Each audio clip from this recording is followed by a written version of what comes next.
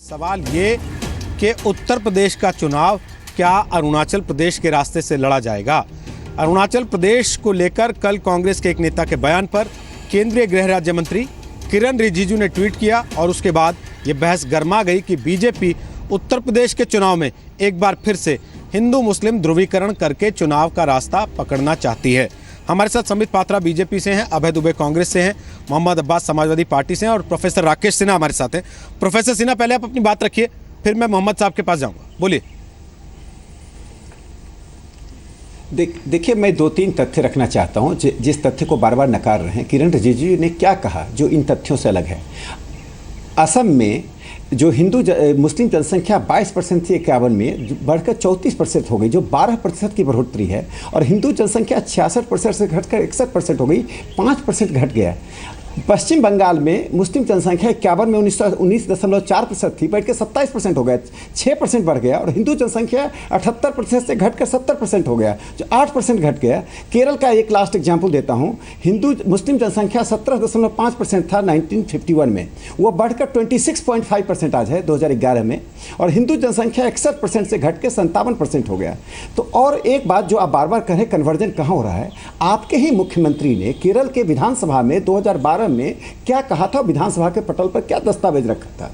उनकी लिस्ट सूची रखी थी जिनको विवाह के करके भगा कर धन परिवर्तन किया गया था, और इसके कारण ईसाई और हिंदू दोनों जनसंख्या पर प्रभाव पड़ा है। और केरल में 8,000 लोगों की सूची आपके मुख्यमंत्री ने विधानसभा के पटल पर रखी, जिनको कन्वर्ट किया गया है। इससे कन्वर्जन की जो फैक्ट्री केरल से लेकर कन्याकुमारी तक चल रही है, वह एक समस्या है। उस समस्या को स्वीकार कर रही है। इसीलिए कांग्रेस की सरकार ने, जब कांग्रेस की सरकार रही, तभी अधिकांश राज्यों में धर्म परिवर्तन के खिलाफ कानून बना था। केंद्रीय कानून नहीं है सर, धर्मांतरण अपराध है, लेकिन धर्मांतरण को लेके कोई एक केंद्रीय कानून नहीं है सर इस देश में। 2014 के चुनाव प्रचार के दौरान बीजेपी के बड़े नेता लगातार ये बात कहते रहे कि केंद्रीय कानून आएंगे, लेकिन चुनाव जीत गए तो फिर चुप हो गए। इसीलिए मैंने सवाल पूछा था कि आपने हिंदुओं के लिए क्या किया है। तो मैं अभी संबित पात्रा के पास जाऊंगा इस सवाल को लेके, लेकिन उसके पहले मोहम्मद अब्बास, मैं आपसे पूछना चाहता हूं। मुलायम सिंह यादव ने अखिलेश यादव पर आरोप लगाया जब वो फैमिली फ्यूड चल रहा था। उन्होंने कहा कि ये मुस्लिम विरोधी काम करते हैं। अखिलेश यादव की तरफ से 25 कामों की लिस्ट जारी की गई कि हमने मुसलमानों के लिए ये सब किया। सर, आज मैं कह रहा हूं 20 काम बता दीजिए जो आपने हिंदुओं के लिए किए आपकी सरकार ने पिछले 5 साल में। 20 काम बता दीजिए सर। देखिए, पहली बात तो यह है कि जो वंचित होते हैं उनको कुछ देने की बात होती है। अगर अखिलेश यादव जी ने हाजी, आप वंचित हैं और हज हाउस, आप वंचित हैं, तो क्या आप भी टीवी पे बैठे हैं संबित पात्रा और अभय दुबे की तरह, आप वंचित हैं? कमेटी कह रही है, अरे मेरा समाज वंचित है, सच्चर कमेटी कह रही है। हमने श्रवण यात्रा शुरू करी, हमने अगर कब्रिस्तान की दीवार कराई तो हमने शमशान का भी कराया, और सड़कों पर सब हिंदू मुसलमान सब चलते हैं। 90-95% IAS IPS डॉक्टर और सब संसाधनों पे भाई। सर, यही तो मैं कह रहा हूं कि सड़कों पर हिंदू मुसलमान सब चलते हैं। जब आप हिंदू के लिए काम पूछे गए बताते हैं तो कहते हैं कि हमने सड़क बना दी, लेकिन मुसलमान के लिए आप 25 कामों की अलग लिस्ट जारी करते हैं।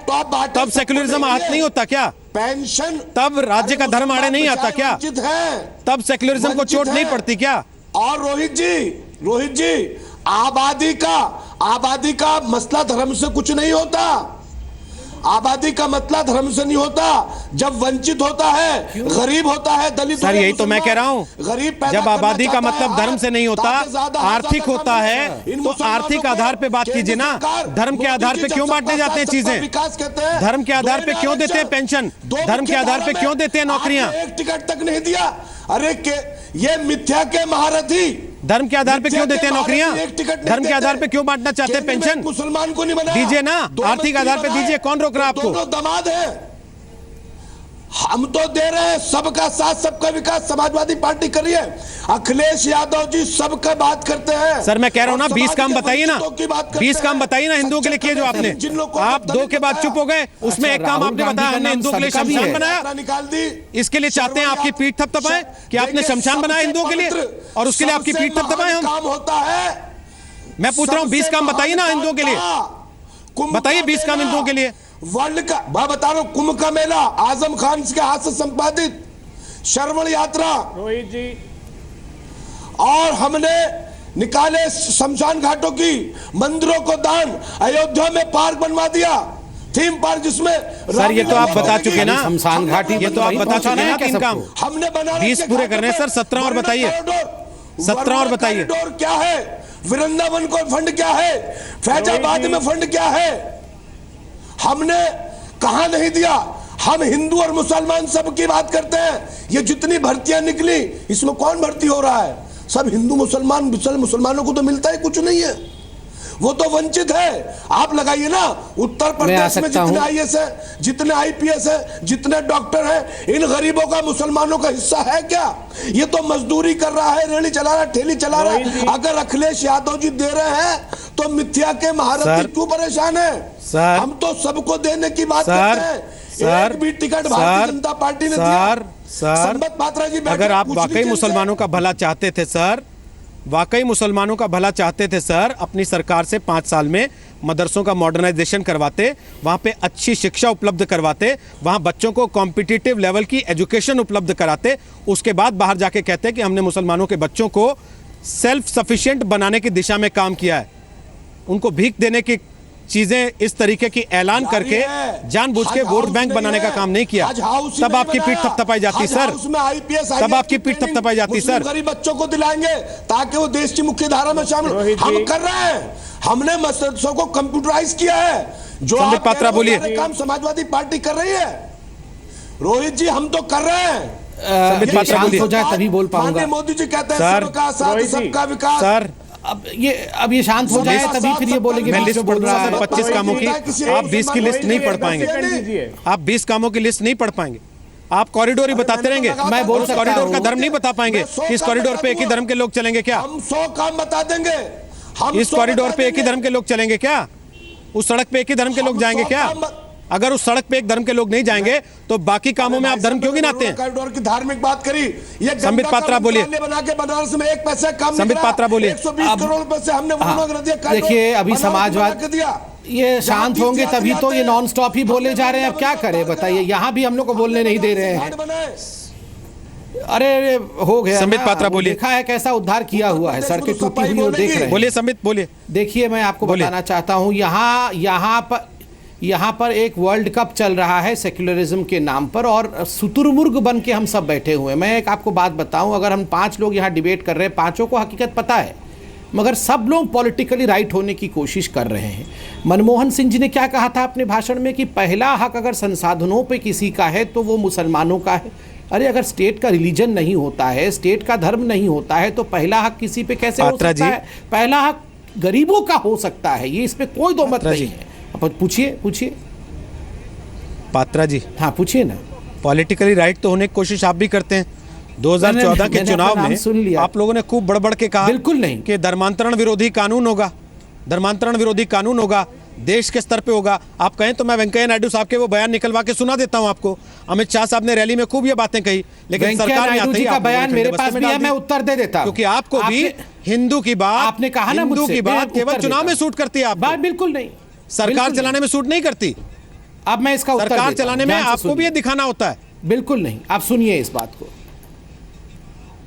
मैं सुनिए इस बात को। देखिए आपने मुझसे सवाल पूछा कि हिंदुओं के लिए क्या किया। वैसे सही बात है, सबका साथ सबका विकास, हम हिंदू मुसलमान को अलग नहीं मानते हैं, मगर चूंकि आपने सवाल पूछा है कि हिंदुओं के लिए क्या किया, मैं आपको गिना देता हूँ।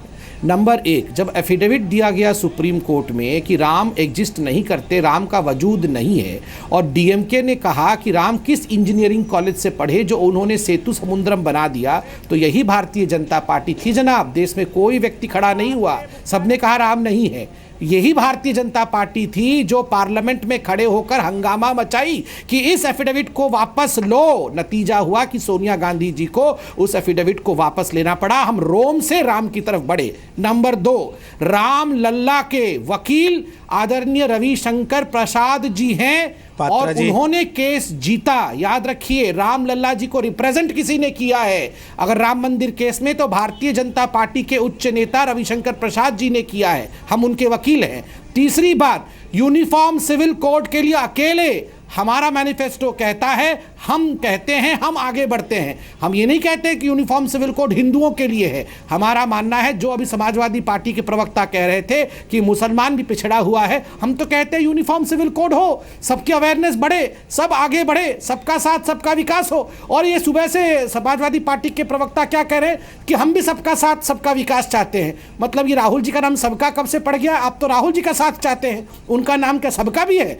आप लोग सबका साथ सबका विकास नहीं चाहते हैं। थोड़े याद कर लीजिए, 2012 में आपने एक नोटिस जारी किया था। संबित जी प्लीज, संबित जी मुद्दे पे रहेंगे, रखिए 2012 में अखिलेश सरकार ने एक नोटिस जारी किया था कि जो मुसलमान युवक जेल में बंद है उनको छोड़ दिया जाए। आतंकवादियों को छोड़ने की बात तक अखिलेश यादव ने की थी। वो तो भला हो इलाहाबाद हाईकोर्ट का, जिन्होंने फटकार लगाया अखिलेश यादव को कि तुरंत इस नोटिस को वापस लो, वरना तो ये आतंकवादियों के साथ भी जाके खड़े हो गए थे। पात्रा जी, मैं फिर कहूंगा सर, आपकी पार्टी का आदमी आईएसआई के पेरोल पे काम कर रहा था सर। आज आप इन लोगों को पढ़ा रहे हैं सर। आप तो खुद ही उसी जगह पे खड़े हैं जहां ये लोग खड़े हैं सर। अगर बिल्कुल नहीं, तो आप कोई हमारे पेरोल पे काम नहीं कर रहा था। और मैं तो ये पूछ रहा हूं, ना मैं इसका उत्तर दे रहा हूं, कोई हमारे पेरोल पे खड़ा नहीं था, कोई काम नहीं कर रहा था। और मैं ये पूछना चाहता हूं, आईएसआई के जासूस भारतीय जनता पार्टी की जासूसी तो करना चाहते हैं, कांग्रेस की जासूसी करना क्यों नहीं चाहते हैं? ये आईएसआई के लोग आके हमारे पार्टी में जासूसी करना चाहते हैं, कांग्रेस की जासूसी क्यों नहीं करना चाहते हैं? इसलिए नहीं करना चाहते हैं क्योंकि मनीष सिंह जाके पाकिस्तान में कहते हैं कि मोदी सरकार को गिराना है। देश की जनता देखती है, कोर्ट अपने आप तय कर लेगा। अब अभय दुबे को सुन लीजिए, Abhay Dubey make your point please, बोलिए। हाँ सुनाइए अभय जी। ये रिजिजू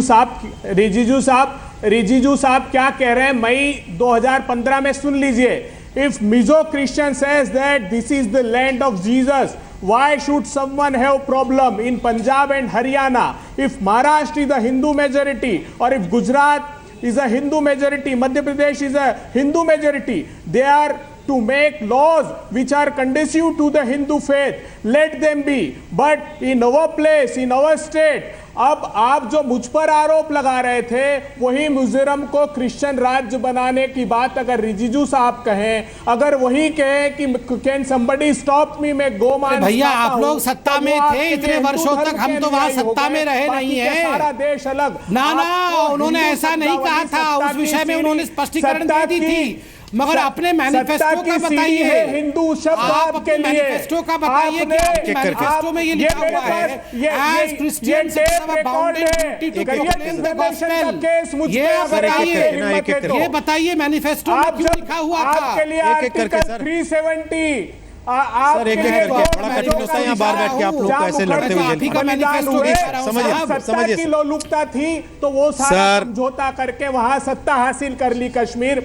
ऐसी भ्रष्टता कर सकते हैं? भगवान राम हमारी आस्था के प्रतीक हैं, कोई भगवान राम का वकील हो सकता है? अरे आप तो डीएमके के साथ मिल सकते हैं, जिनका नाम राजीव गांधी के सर छोड़ दीजिए ना। जैन कमीशन ने डीएमके का नाम लिया था राजीव गांधी के एसोसिएशन में।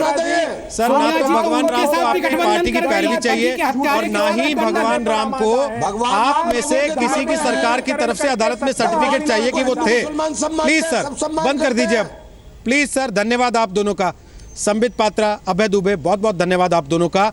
ना तो उन्हें बीजेपी का वकील चाहिए भगवान राम को ये तय करवाने के लिए कि वो पैदा कहाँ हुए थे, ना ही कांग्रेस का एफिडेविट चाहिए अदालत में ये तय करवाने के लिए कि वो वाकई पैदा भी हुए थे या केवल कहानी की किताब में थे। आप दोनों पार्टियों को ये बात बखूबी याद रखनी चाहिए, हिंदुस्तान में रहते हुए तो कम से कम रखनी ही चाहिए। राकेश सिन्हा, हालांकि समय से ओवर हूं, फिर भी लास्ट कमेंट आपसे चाहता हूं। हर बात घूम फिर के फिर यहाँ आ जाती है, संबित पात्रा जैसे ले आए कि यूनिफॉर्म सिविल कोड लाना चाहते हैं। भाई क्या तुष्टिकरण से आज़ादी तभी मिलेगी जब यूनिफॉर्म सिविल कोड होगा? क्या राजनीतिक पार्टियां अपने आप से लगाम नहीं लगा सकती हैं? ये सबका साथ सबका विकास केवल भाषण के लिए होता है? देखिए जब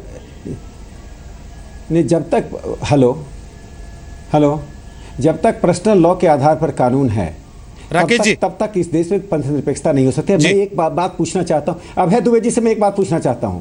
अभय जी बता दीजिए, आप गीता का भगवत गीता कोट कर रहे थे, मुझे बहुत अच्छा लगा, लेकिन भगवत गीता कोट करने के लिए आप बचेंगे तब तो। मणिपुर में हम 57% थे 1991 में और 41% हो गए। अब यदि हम 4% हो जाएंगे तो भगवत गीता कौन पढ़ेगा, कौन पढ़ाएगा? मिजोरम में भगवत गीता पढ़ाया जाता है, भगवान राम का नाम लिया जाता है। देखिए 47 की घटना हमें याद है, हिंदू जनसंख्या जब घटी है उसका परिणाम क्या हुआ? पाकिस्तान में हिंदू जनसंख्या 1% से कम हो गई है, बांग्लादेश में हिंदू जनसंख्या 24% से घटकर 6% से कम हो गई है। आप क्या चाहते हैं? इस देश में पंथ निरपेक्षता तभी तक है जब तक हिंदू बहुमत में है। यह एक तथ्य है जो पॉलिटिकली करेक्ट हो या नहीं हो, हिंदू जिस दिन अल्पसंख्यक हो जाएगा अभय जी आप भगवत गीता को टेलीविजन पर कोट नहीं कर पाएंगे, आप रामायण महाभारत नहीं पढ़ पाएंगे, उपनिषद का नाम नहीं ले पाएंगे। आप तब तक ये बातें इस झूठी पंथ निरपेक्षता का प्रपंच छोड़ दीजिए और कांग्रेस को एंटोनी कमेटी की रिपोर्ट को पढ़ना चाहिए। बात समझ में read the Antony committee report. जब आवाज आनी बंद हो जाए लोगों को समझ में, भारत के तब हम कार्यक्रम खत्म कर देते हैं। वाले स्वरूप को स्वीकार कर। अभय जी धन्यवाद। अभय जी मैंने पहले ही आपको धन्यवाद कर दिया था। विविधता वाले रूप को स्वीकार करना चाहिए। बेशक ये इस देश की संस्कृति है। हिंदू धर्म के लोगों ने कभी भी इस देश से बाहर जाकर प्रचार प्रसार के लिए आक्रमण नहीं किए, बल्कि जो आक्रांता है उनको भी स्वीकार कर लिया, उनको भी आत्मसात कर लिया। ये इस देश की संस्कृति रही है। लेकिन क्या इसका मतलब यह है कि इस देश के मूल निवासियों को ज़बरदस्ती धर्म परिवर्तन कर दिया जाए, उनके मौलिक अधिकार से वंचित कर दिया जाए अपने धर्म को मानने के लालच से या फिर दबाव से? लिहाजा सरकारों को इस विषय में सोचना चाहिए। कम से कम बीजेपी अगर ये कह के सत्ता में आई थी कि इस देश में केंद्रीय कानून होगा धर्म परिवर्तन के खिलाफ, तो उस दिशा में कदम आगे बढ़ते हुए दिखने चाहिए। वरना लोग यही समझेंगे कि हिंदू धर्म का भी केवल उसी समय याद आता है जब चुनाव होते हैं, बाकी समय नहीं आता। धन्यवाद आप सबका आज ताल ठोके का हिस्सा बनने के लिए।